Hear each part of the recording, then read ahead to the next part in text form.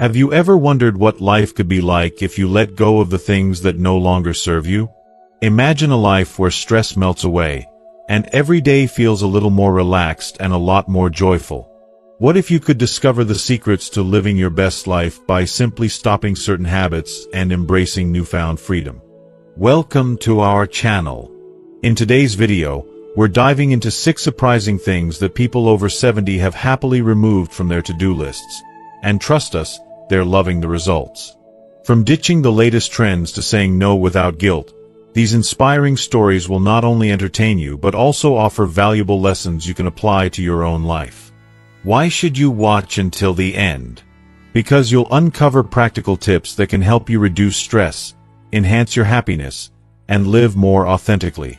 Plus, you'll hear heartwarming and sometimes hilarious anecdotes that prove it's never too late to make positive changes. Whether you're approaching your golden years or simply looking to simplify your life, this video has something for everyone.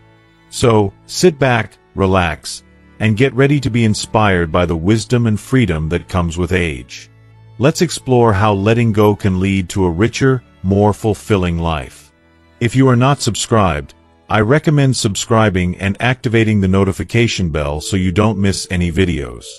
Your support means a lot to me, and if you enjoyed this video, you can help me continue spreading the valuable lessons by liking and sharing it. If you like the topic of this video, please comment 1. If you don't, please comment 0 to let me know how I can improve and make better videos for you. Now, let's begin. Thing number 1. Don't need to pretend to care about trends. Let's talk about trends. It's something most of us have fallen victim to at one point in our lives.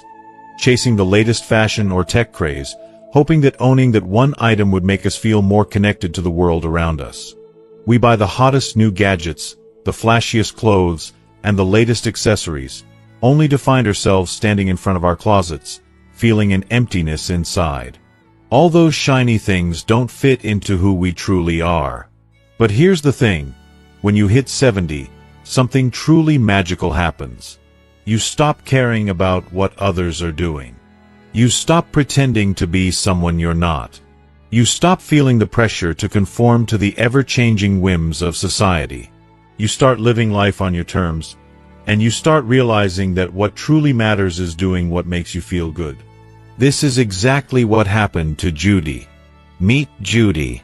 She's 73, and if you had known her years ago, you would have seen a woman consumed by the latest trends. She spent decades chasing after fashion and technology like they were the very things that defined her. Judy was the one who wore heels that made her feet ache after just a few hours, convinced that they were the epitome of elegance. She'd get the newest smartphone, even if she had no clue how to use half the features. But no matter how many times she'd struggle to set up the latest gadget or wince in pain from her uncomfortable shoes, she would push through, convincing herself that it was worth it because, well, it was what everyone else was doing. Judy was living in a world where style was defined by others, not by her. But then, one morning, everything changed. Judy woke up, took a long look at her life, and realized something profound. She didn't have to suffer for fashion. She didn't have to pretend anymore. It wasn't about keeping up with what was in or impressing others. It was about being comfortable in her skin. That moment of clarity changed everything.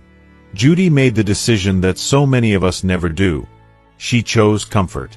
She threw out those painful heels, which she'd once convinced herself were worth the agony, and never looked back. Now, Judy's go-to look? A cozy, oversized sweater, soft stretchy pants, and perhaps most importantly, a pair of fuzzy slippers.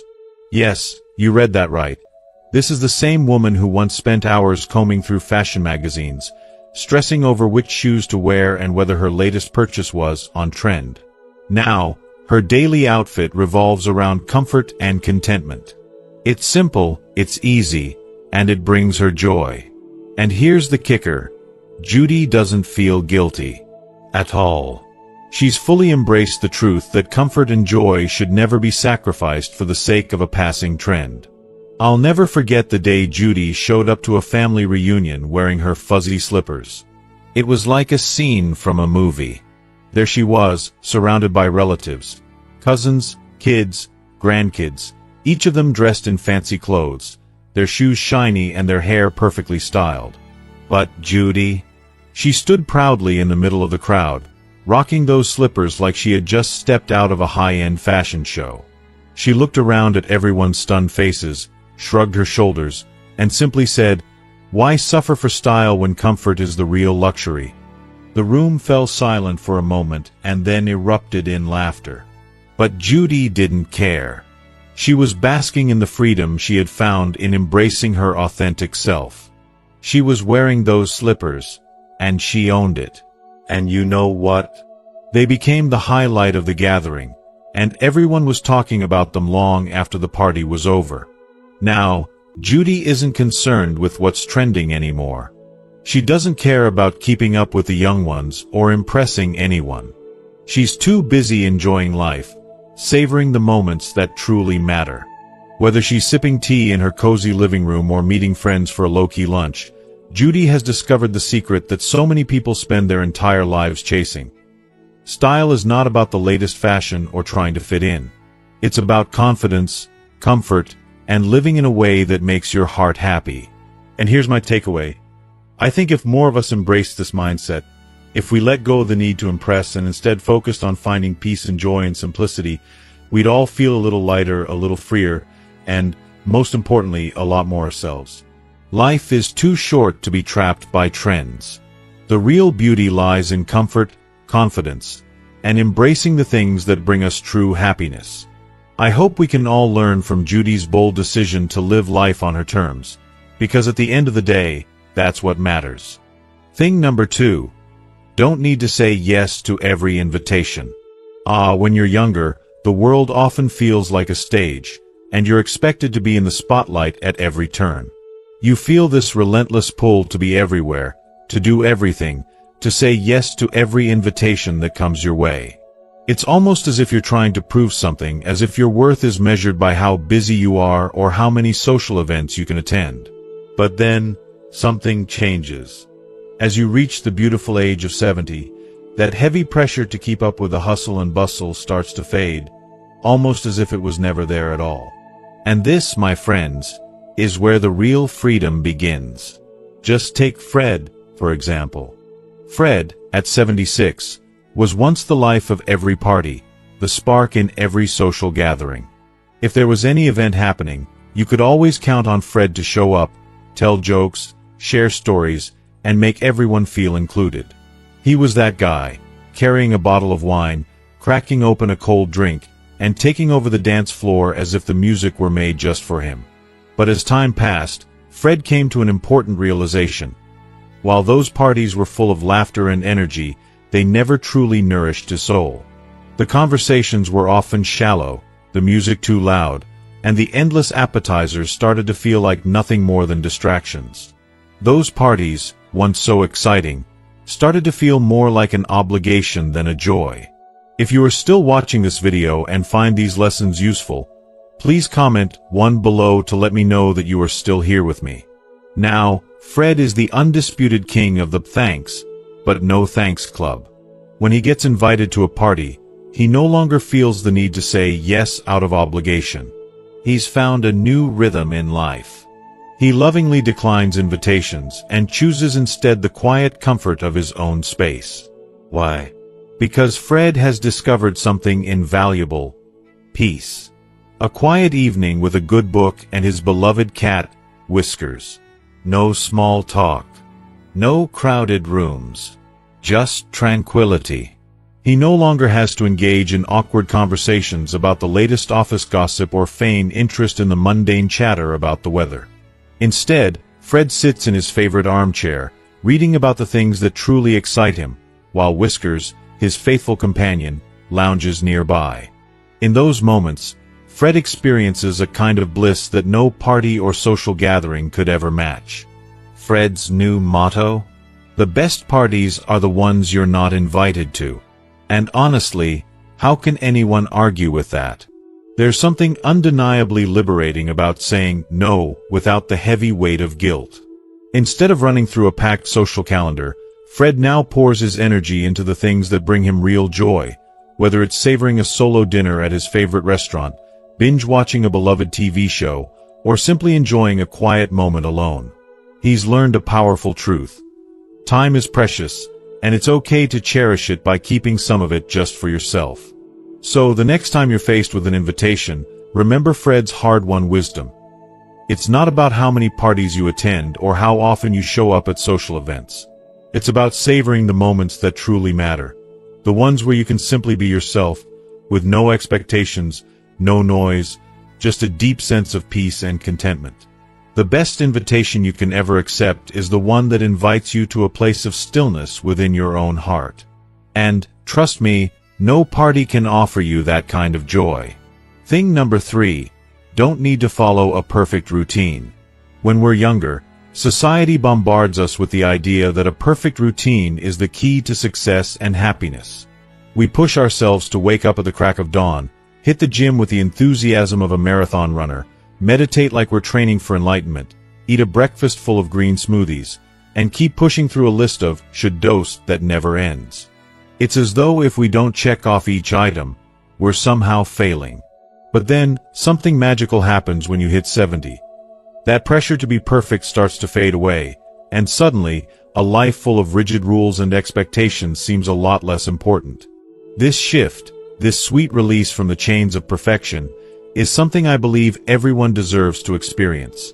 Just like Gail did. Gail, a 72-year-old woman who once embodied the word routine, is living proof of the freedom that comes with letting go of the need for perfection. She was the queen of discipline. Up at 5:30 a.m. sharp, bounding out of bed like the day owed her something. Her mornings consisted of a brisk walk, a yoga session that seemed to defy the laws of flexibility, a nutrient-packed smoothie, and a well-planned agenda for the day that could have rivaled a corporate CEO's calendar.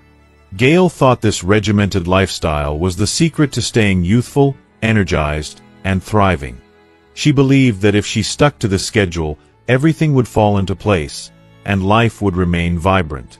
But one fateful day, after a particularly grueling yoga session, something inside her shifted.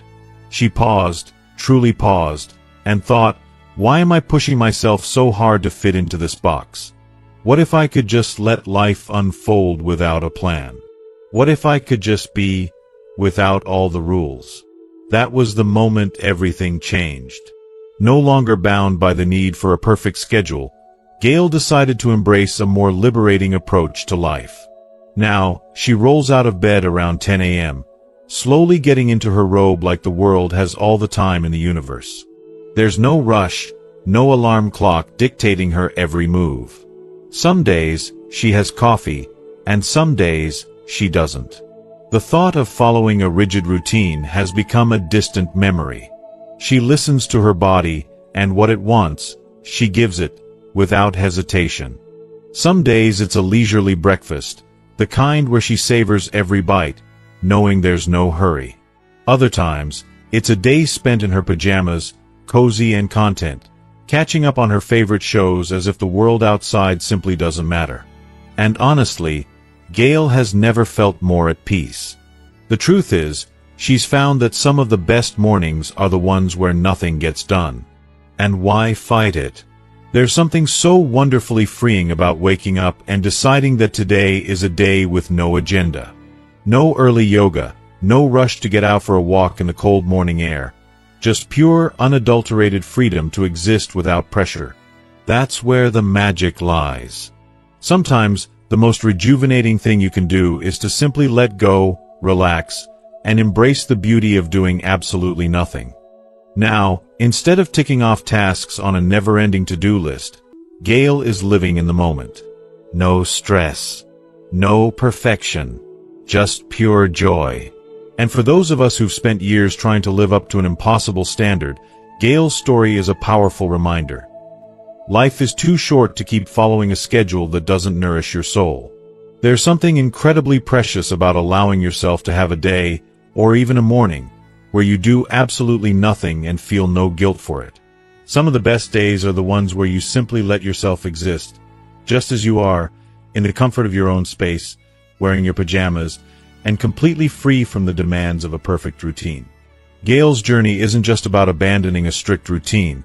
It's about embracing the wisdom that comes with age, that we deserve to slow down, to be kind to ourselves, and to savor the precious moments when we don't have to prove anything to anyone.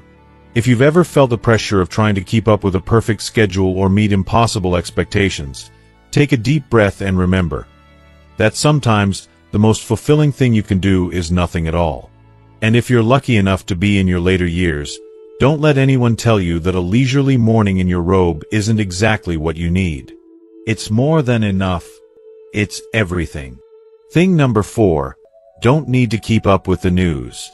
As the years pass, we often find ourselves wrapped up in the demands of staying informed, especially with the constant flow of news. In today's world, it's so easy to become absorbed by the endless updates, the disasters, the headlines screaming for attention at every corner. But something truly shifts when you reach your 70s. Suddenly, you start to realize that you don't have to consume every piece of news, every tragic event, or every fleeting moment of chaos to have a peaceful, fulfilling life. It's a liberation that's both profound and transformative. Take Walter, a wise and thoughtful 74-year-old, who is a beautiful example of this kind of shift in perspective.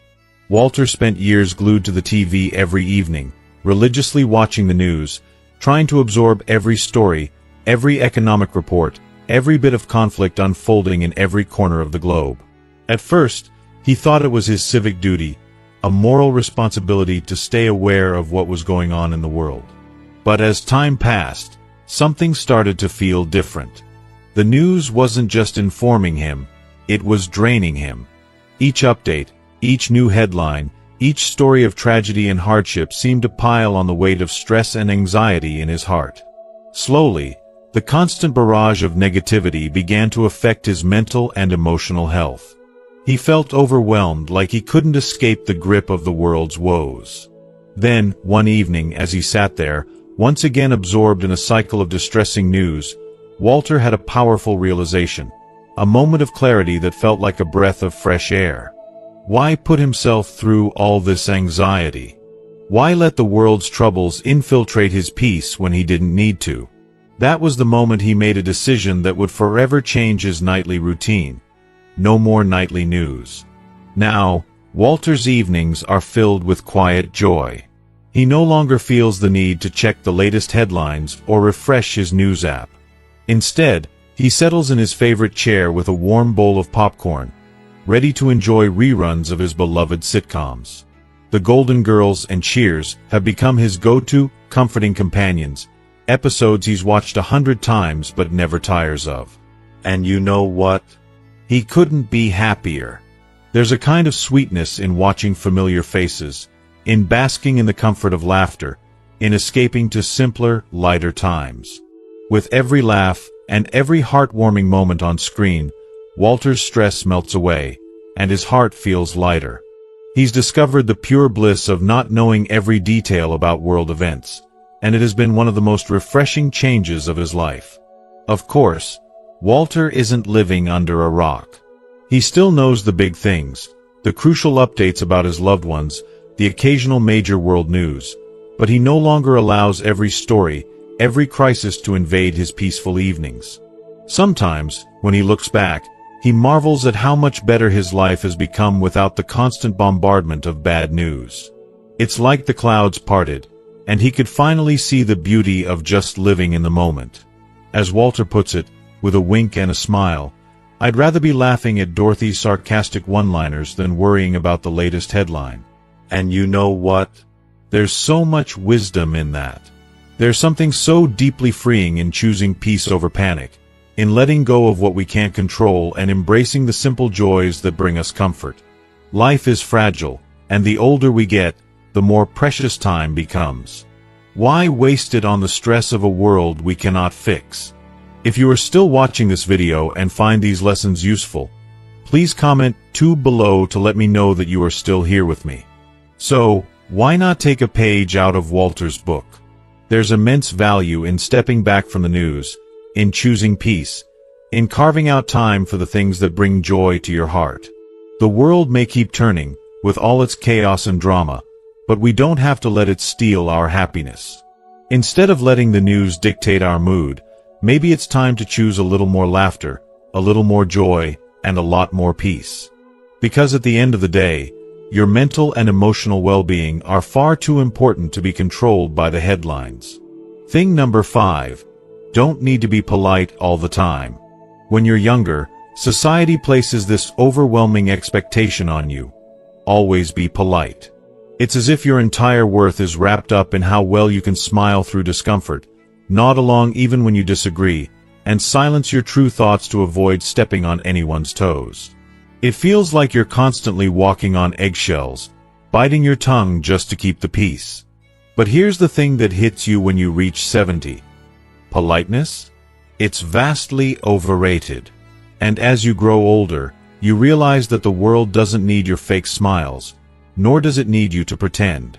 You, like Ethel, might just come to the liberating conclusion that being real, honestly, unapologetically real, is what truly matters. Take Ethel, for instance.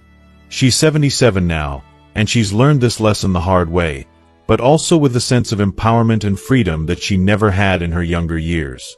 Ethel spent much of her life being the polite one, the one who smiled and nodded, no matter how uncomfortable or disinterested she felt. She would bite her tongue, even when faced with situations that made her cringe, like eating yet another casserole from her daughter-in-law or pretending to enjoy conversations about things she had no interest in. She thought that this was just part of being a good person, part of being liked. But one day, Ethel reached a breaking point. Something inside her shifted, and she realized that living for others' approval was exhausting. She no longer wanted to carry the burden of politeness for the sake of keeping things easy. That moment came when she looked out at her neighbor's yard, a jungle of untamed weeds and overgrown grass that had been nagging at her for weeks. No more. Ethel couldn't bite her tongue any longer. The next time she saw her neighbor, she looked them square in the eye and said, with complete honesty, "You know, you really should mow that lawn. It's starting to look like a safari out there." It was blunt. It was bold. And it felt like a weight had been lifted from her shoulders. That was the moment she set herself free. Ethel's life didn't need to revolve around being the nice one anymore.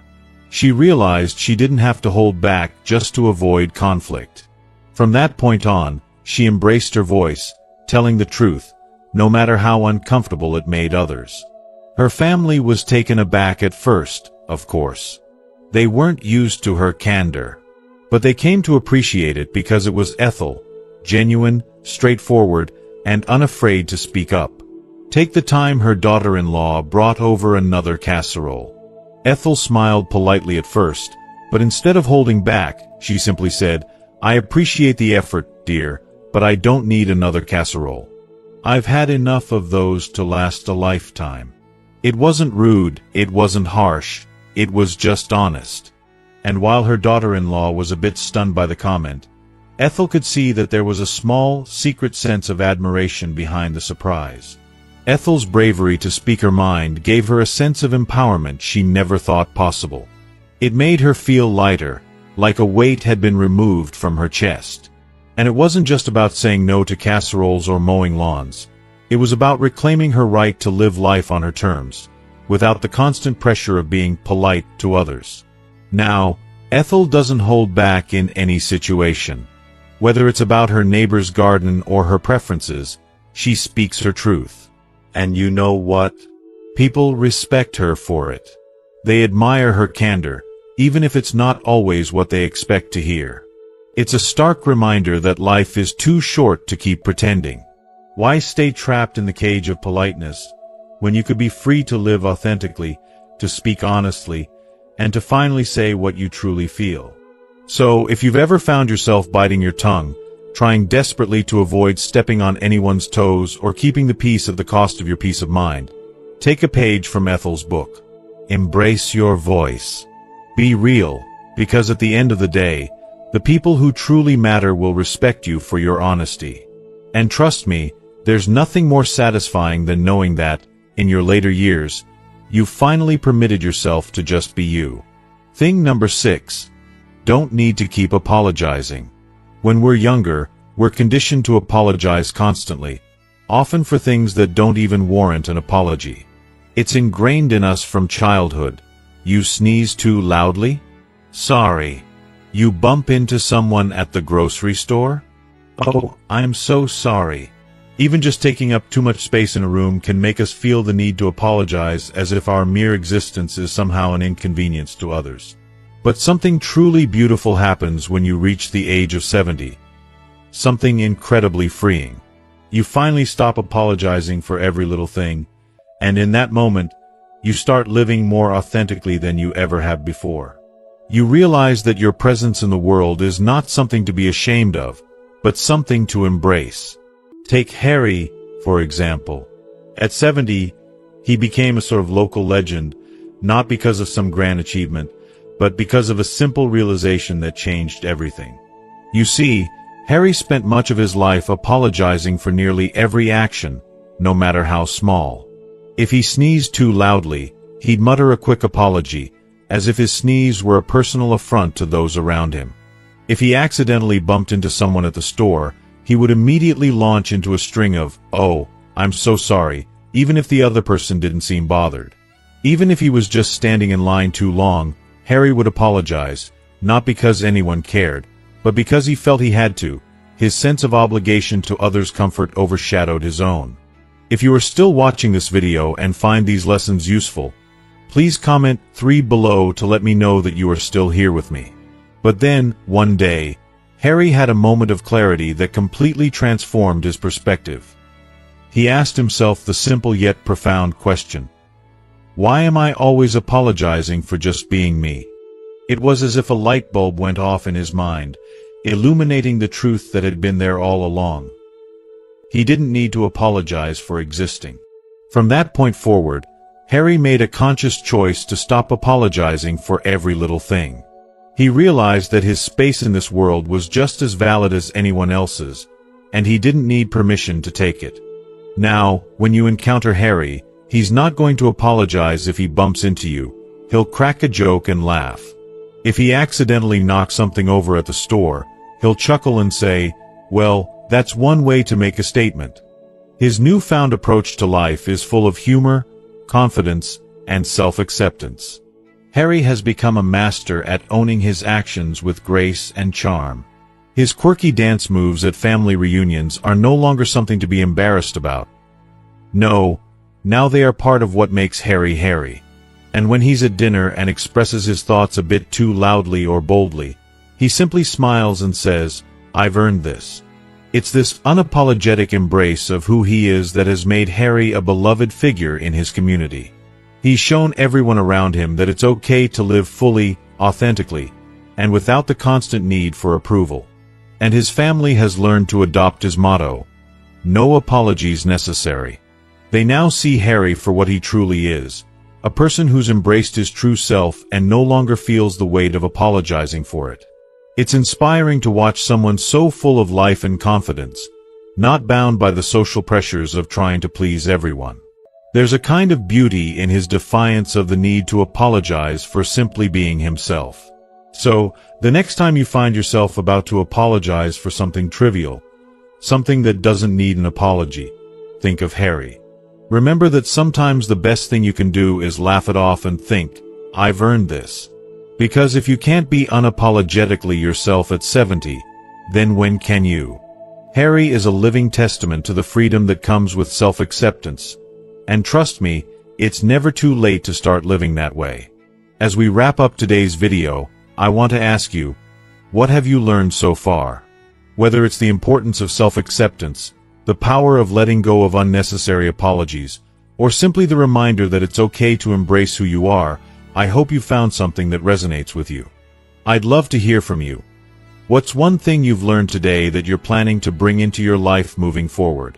Drop your thoughts and reflections in the comments below. I truly value your insights and would love to see what changes you're making.